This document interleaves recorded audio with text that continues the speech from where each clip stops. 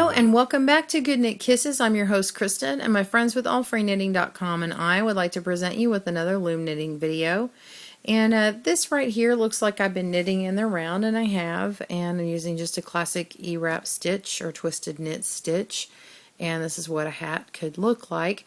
But I've actually done a different cast on method, and I wanted you to see before I showed you how to do the drawstring method. But this is what the drawstring does. If you cast on this way, then you'll be able to take this area where we had a slip knot, which has now been pulled out, and then we'll be able to tug on this and make it an actual drawstring close. Let's say you wanted to make a ball. You would put the drawstring cast on, wrap as many stitches as you needed to, and then you would do a gather cast off so that you can make a ball. Here we go. We're going to pull on this string here. And as I pull on it, notice that it just shrunk up. So I pulled on my stitches. Now I don't have very many, I have about 5 rows or so, but as I get more and more rows, this will end up closing up together. So, or you could just do something kind of funky and try your own little dream catcher. But I just wanted to show you what that looks like. So this is it without the extra on it. So it just looks like you're working in the round, and you can make it as thick as you want. So I'm going to show you now how to cast that on. Let's start by making a slip knot. Take the short side and put it on the front of your finger, wrap it around, take the back loop over the front, and then one more time and go down around your finger and pull it out. We're going to take it, and this time we're going to start on the starter peg. You're going to rotate your loom until you get to it. These yellow pegs are noting something that I normally like to do. I do a decreased crown, so if you want to check out my channel, then you'll see that.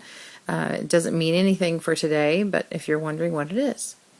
Take your slip knot, tighten it up on this starter peg. I don't always start like this, but for this particular technique, we are going to do that. I want you to go and start wrapping under and over on all of your pegs.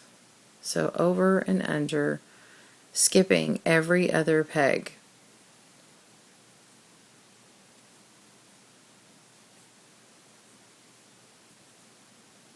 Continue going all the way around the loom.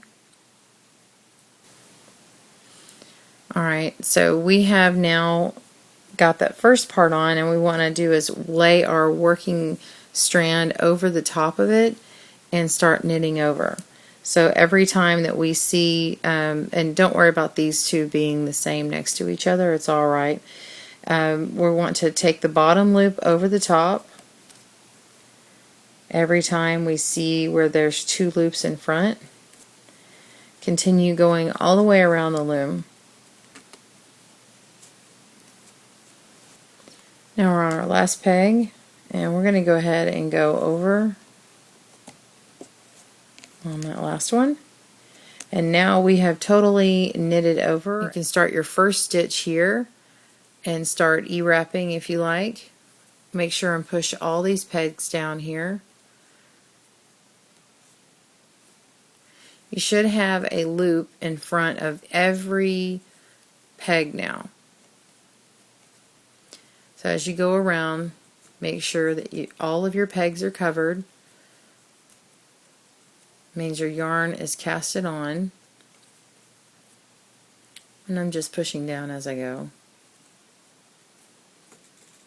Another way, reason to use this is if you want to start from the top down on a hat, do your drawstring first, and then you say you have a special cast off. I'm going to have a new video on the Picot cast off that has a nubby edge on it, and so if you wanted to start with the drawstring and finish off with the Picot edge, you could do that.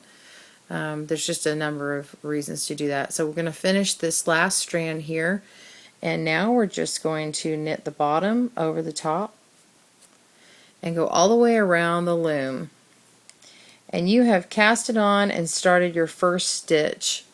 So all you need to do is continue on your stitch of choice, and then when you have gone a few rows, you can actually take this slip knot out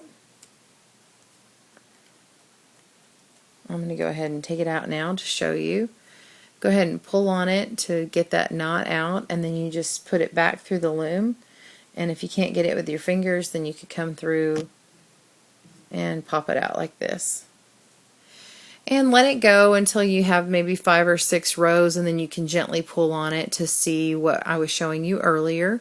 So that is your drawstring cast on. Thank you again for tuning in to GoodKnit Kisses. I'm your host Kristen, and my friends with All Free Knitting and I would like to wish you happy looming.